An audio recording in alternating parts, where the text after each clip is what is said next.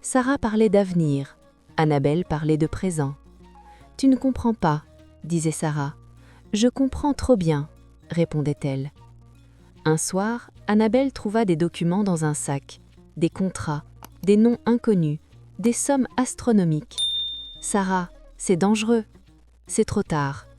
Tu es en train de nous perdre. » Sarah la regardait fatiguée. « Je me suis trouvée. » Ces mots frappèrent Annabelle plus fort que n'importe quel cri. Cette nuit-là, elle pleura en silence. Elle comprit que l'argent n'avait pas seulement changé leur vie, il avait redessiné leurs valeurs. Et qu'un jour, Sarah devrait payer, pas en billets, mais en vérité. Le changement ne fut pas brutal, il fut progressif, insidieux.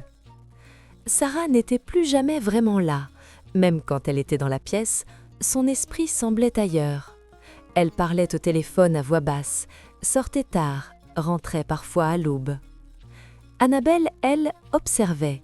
Elle n'accusait plus. Elle avait compris que quelque chose lui échappait définitivement.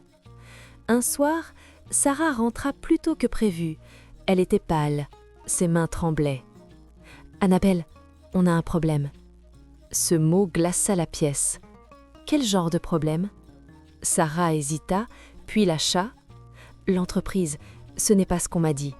Ils utilisent mon nom pour couvrir des opérations plus graves. » « Graves comment ? » Des détournements, des comptes offshore, des gens puissants. Annabelle sentit la peur lui mordre le ventre. « Il faut tout arrêter, aller à la police. » Sarah secoua la tête.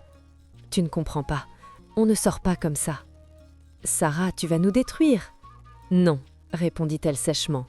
« Je vais nous protéger. » Le lendemain, Annabelle remarqua quelque chose d'étrange. Son nom apparaissait sur un document posé sur la table. « Pourquoi mon nom est là ?» Sarah évita son regard. « C'est juste une garantie, rien ne t'arrivera. »« Tu as utilisé mon identité ? » ?»« Je n'avais pas le choix. » Le silence explosa. « Tu as choisi, Sarah, sans moi. » Annabelle comprit alors que la ligne avait été franchie. Ce n'était plus une erreur, c'était une trahison. Les jours suivants, les menaces commencèrent. Appels muets, messages anonymes, une voiture noire stationnée devant l'immeuble.